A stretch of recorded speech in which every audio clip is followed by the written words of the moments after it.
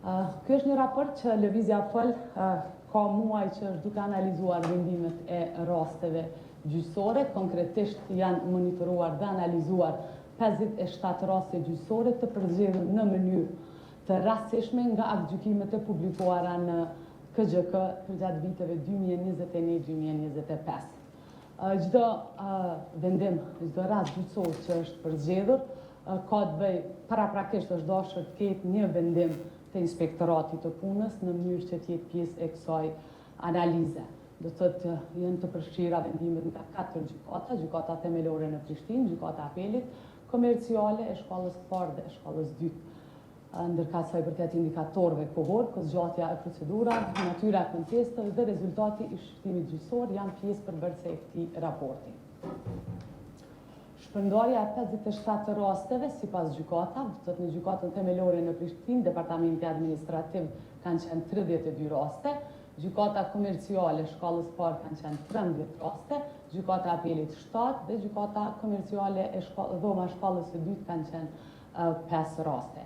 Nga 57 raste, vetëm 12 kanë pasur vendim të shkallës së dytë, do të thotë 7 nga apeli, 5 nga dhoma e shkallës së dytë e gjykatës komerciale dhe asnjë vendim i Supremës nuk është evidentuar. Kontestet e punës zgjatin shumë më tepër se sa e lejon ligji. Kjo është një nga detyrat kryesore të këtij raporti. Do të thotë mesatarja e kozgjatjes së një rasti në gjykatë nga paraqitja e padis deri në gjykimin e shkallës së parë është mesatarisht 2.64 vite. Ndërkaq vendimi që shkon nga vendimi i përfundimtar gjyqësor zgjat deri në 3.61, ndërkaq si rasti me kozgjatjen më të madhe, rasti më i gjatë kemi shkruajtur kështu, ka zgjat 6.65 vite.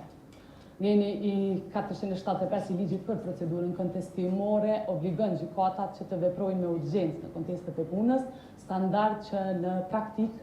siç edhe e tregon ky raport, nuk është duke u zbatuar. Do të thotë një nga gjetjet kryesore. Rastet më ekstreme i kemi paraqit janë 5 rastet me vonesat më të theksuara. Do të thotë një është në gjykatën themelore që ka zgjat 6.65 vite, gjykatën komerciale me 4.39 vite, gjykata komerciale do të thotë prap e kemi rastin tjetër me 4.38 dhe vazhdojnë tjerat janë kozgjatja më e madhe për këto lanë. Vlen të theksohet se në 4 nga 5 raste inspektorati i punës kishte vendosur për çështje që gjykatat i konsiderojnë kompetencë të tyre. Do të thotë kthimi në vendin e punës është natyra e këtyre lëndëve, kompenzime dhe anulim vendimesh.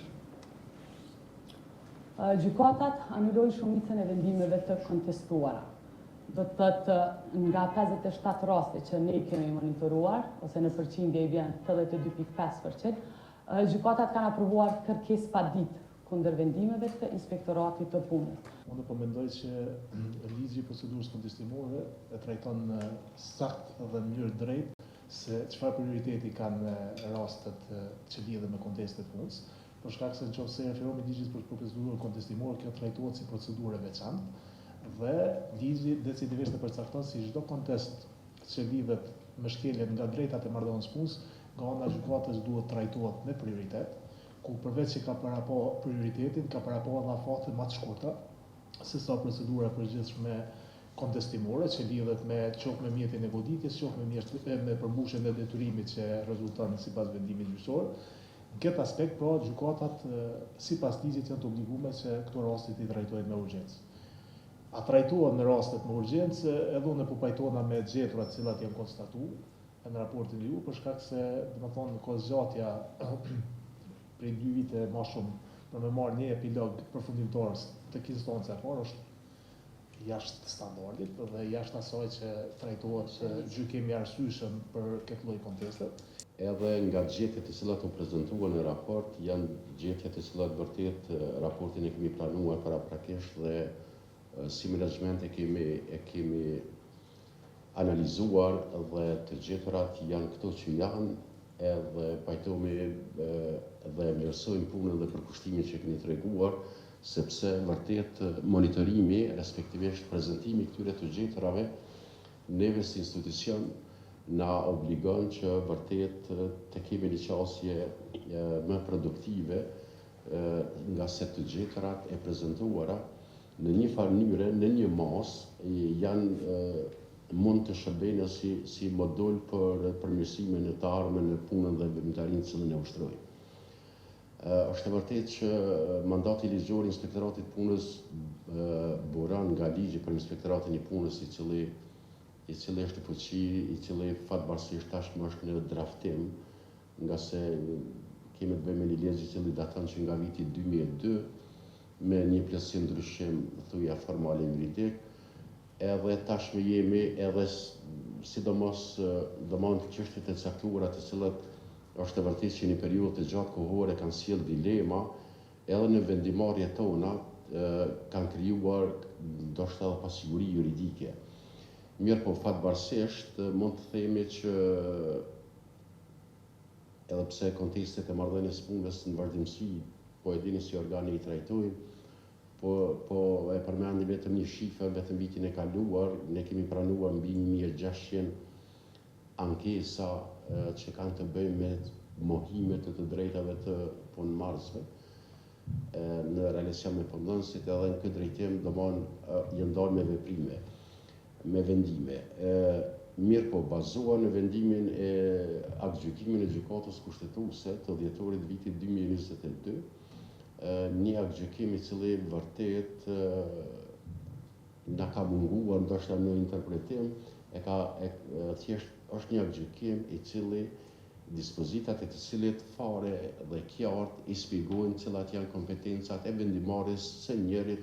apo edhe organit tjetër. Është e vërtetë që edhe nga gjetjet e cilat edhe ju i prezantuar në raport vëret që një numër jashtëzakonisht i lartë në përqindje i vendimeve të Inspektoratit Punës pas apelimit në gjykatat kompetente janë kthyer ose në rishqyrtim apo edhe janë hudhë poshtuja. Mirë po vërtet ka ekzistuar një pasiguri juridike edhe te palë, po edhe ndoshta edhe te ne, apo mos themi te ne si organe kështu në përgjithësi, në kuptimin e kompetencave në vendimarrje. Për ne, një çështje që ndoshta nuk u diskutu, përmend domethënë kriteret, se raporti është fantastik, është pjesa ku për herë të parë ndoshta jena duke pa një krahasim domethënë se sa jo vetëm pjesa praktike e gjyqësorit, po edhe pjesa domethënë a ka rolin që ka pas inspektorati ndër vite, që për mua është shumë e rëndësishme. Çka nuk përmend kriteri, ndoshta të lantë është rastësor, por është një kriter brenda që është shumë e rëndësishëm. Janë 57 lantë të përzgjedhura për cilat ka pasur vendim të Inspektoratit të Punës, që i dallon domethënë, sepse nuk janë lantë që kanë shku pa vendim, që kanë shku drejt në gjykatë. E tani ky numri 3.31 vite që merr nga vendimi i Inspektoratit të Punës deri te një vendim përfundimtar, ky bëhet edhe më i madh kur ki raste që shkojnë ndoshta drejt në gjykatë. Po besoj, pasi që ishte desht me qenë në praktik të paktën kur ka vendime nga Inspektorati i Punës si një bazë e mjaftueshme për gjykatat me marrë vendime më të shpejta. E besoj. Po në praktik, domethënë që u përmend, dalin disa shifra shqetësuese që nuk i kemi pas më herët. Një, nëse na thuhet që 8 nga 10 raste që dërgohen, që paditet domethënë është kërkesë paditje ndaj Inspektoratit të Punës, ndaj vendimit të tyre, pranohen nga gjykatat. Për neve nëse janë 57 raste, kështu që me listu ndoshta gjeta që me studiu raste të tilla, a janë gjeta lidhura me vendime që po përmendet në kontekst nga